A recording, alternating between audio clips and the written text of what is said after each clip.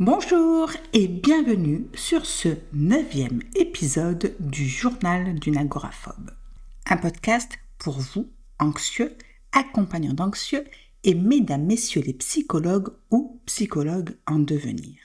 Je témoigne pour vous de mon expérience d'ancien agoraphobe. En témoignant, j'espère vous faire bénéficier de l'expérience de quelqu'un qui a essuyé un certain nombre de plâtres. Genre, les relations avec le corps médical, les relations avec le corps paramédical. Je ne prétends pas du tout soigner. Ce n'est ni ma formation, ni mon métier. J'espère juste que mon humble expérience apporte d'une part quelques pistes pour un certain nombre d'entre vous et qu'elle contribue à une certaine libération de la parole sur un sujet qui stigmatise bien trop de personnes. Dans le dernier épisode, on m'a lancé un défi. Faire un épisode comportant un nom de cocktail dans le titre et pour faciliter les choses, lier cet épisode au thème du podcast, c'est-à-dire le burn-out, les troubles anxieux, les crises d'angoisse ou encore l'agoraphobie. Vous vous souvenez ? Eh bien, j'ai relevé le défi. C'était l'épisode Virgin Morito au bord de la piscine La Révélation, où j'expliquais comment j'ai compris que j'étais guérie. Si vous l'avez manqué, je vous mets le lien dans les notes de l'épisode. Cet épisode défi n'était pas vraiment prévu au programme, mais je suis super contente de l'avoir fait. Pourquoi ? Parce que grâce à ce bond dans le temps, vous avez compris qu'à ce jour, je suis guérie. Mais avant ma guérison complète, il y a tout de même eu quelques périodes de rechute. Oui, vous savez, ce moment où après avoir fait plein de progrès sur soi, on a l'impression de revenir à la case départ. Le retour à la case départ, titre de l'épisode précédent l'épisode défi. Un lien est prévu vers cet épisode dans les notes de l'épisode. Je dois avouer que j'avais un peu peur de parler de cette rechute parce que je ne voulais pas plomber l'ambiance ou inquiéter ceux d'entre vous qui sont un peu plus sensibles. Mais voilà, je suis là pour vous dire que même après ces périodes compliquées, on peut s'en sortir. Grâce à l'épisode défi, je me sens prête à partager cette expérience un peu sombre de ma maladie sans culpabilité parce qu'aujourd'hui je vais bien et je suis guérie. Donc, si vous ou quelqu'un que vous connaissez traverse une période de rechute, ne voyez pas ça comme une fatalité. C'est juste une étape sur le chemin de la guérison. Alors, plongeons ensemble dans cette époque compliquée. Après avoir fait des progrès énormes, comme reprendre le bus et retrouver une certaine autonomie pour aller bosser, bam, rechute. Et cette fois, c'était pire que jamais. Tout devenait une source d'angoisse, même rester seule à la maison. Mon trouble anxieux généralisé s'était étendu à toutes les situations possibles et inimaginables. Je me sentais incapable de faire face à quoi que ce soit dans une foule ou seule chez moi.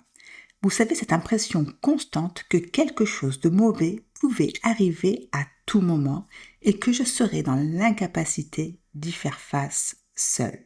Le concept du trouble anxieux généralisé dans toute sa splendeur.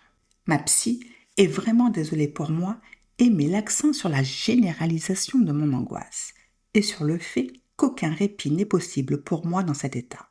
Dans ce cadre, elle essaie de me faire comprendre doucement que j'en étais arrivée à un point où, sans béquille, il serait extrêmement difficile de m'en sortir. Si vous ne l'avez pas encore compris, elle entendait par béquille des antidépresseurs. Bon, je dois avouer que j'avais pas mal de préjugés sur ces médocs, mais j'étais tellement au fond du trou que j'étais prête à tout essayer. J'en profite pour rappeler ici qu'un psychologue n'est pas habilité à prescrire des antidépresseurs. Seul un médecin est en mesure d'élaborer ce type d'ordonnance. 2 options s'offraient donc à moi. Attendre plusieurs mois pour avoir un rendez-vous avec un spécialiste, c'est-à-dire un psychiatre, ou prendre un rendez-vous pour le lendemain avec mon médecin de famille, un généraliste. J'ai opté pour la deuxième option. Opération Toubib. C'est mon médecin de famille, il me connaît depuis une dizaine d'années. Je me sens donc en confiance pour lui exposer mon état d'anxiété généralisée et ses symptômes. Je lui donne également le diagnostic de ma psychologue. Et là, surprise, il ne semble pas vraiment prêter attention au diagnostic de ma psy. Selon lui, j'ai juste un petit coup de mou et je n'ai pas besoin d'antidépresseurs. Résultat, une ordonnance pour 3 mois de Stresam, un tranquillisant léger utilisé pour traiter les symptômes de l'anxiété. La bonne nouvelle, c'est que cette ordonnance m'a été expliquée et qu'elle ne m'a pas coûté 70 € comme lors de ma visite à la permanence médicale après ma première attaque de panique. Lien vers le récit de cette visite dans les notes de l'épisode d'ailleurs. La mauvaise nouvelle, c'est que quand je retourne voir ma psy, elle est un peu perplexe face à cette ordonnance de Stresam. Je la sens même un peu démunie. Mais bon, on n'avait pas vraiment le choix. Il fallait faire avec. Pourquoi je vous raconte tout ça ? Parce qu'il y a des choses qui clochent sérieusement. Premièrement, devoir attendre plusieurs mois pour avoir un rendez-vous avec un psychiatre. À l'époque, je ne le savais pas, mais maintenant je le sais et je vous file le tuyau. Ça peut servir. Il existe des urgences psychiatriques, mais elles sont davantage là pour les personnes qui sont en crise et pouvant se retourner contre elles-mêmes, ce qui n'était absolument pas mon cas. Enfin voilà, vous le savez, des urgences psychiatriques existent. Je ne suis pas certaine qu'elles soient adaptées aux troubles anxieux généralisés, mais elles ont le mérite d'exister. Ensuite, mon généraliste. Malgré ses compétences et sa bonne volonté, il faut avouer qu'il n'avait pas assez d'expérience en santé mentale pour vraiment comprendre ce que je vivais. Il n'a pas du tout tenu compte du diagnostic de ma psy et à aucun moment il n'a été question que ma psy et lui ne se parlent pour coordonner mes soins. C'est dingue, non ? Chacun son précaré et le patient au milieu pris entre les deux. C'est le début d'une longue errance médicale.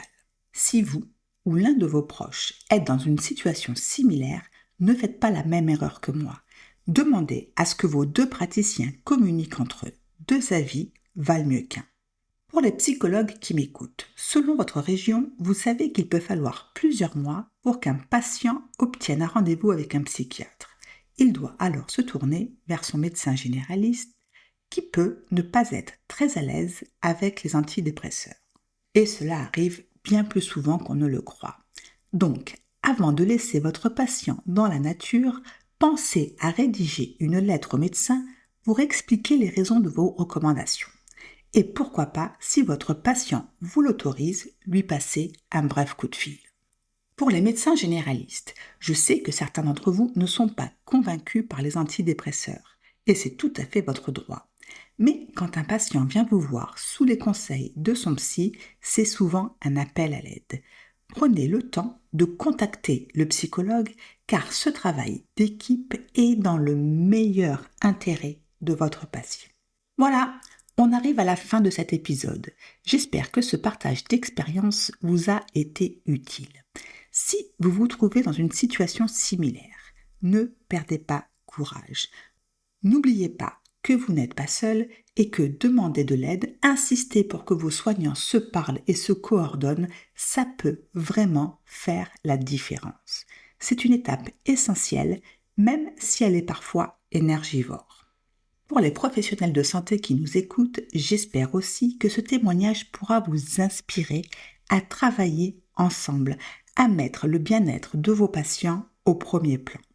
Avant de se quitter, j'ai juste une petite requête. Si cet épisode vous a aidé ou si vous aimez ce podcast, pensez à le noter et à laisser un commentaire. Ça m'aide énormément et ça permet à d'autres personnes qui pourraient en avoir besoin de découvrir le podcast. Et bien sûr, n'oubliez pas de vous abonner pour ne rater aucun épisode. Merci d'être là et à très bientôt.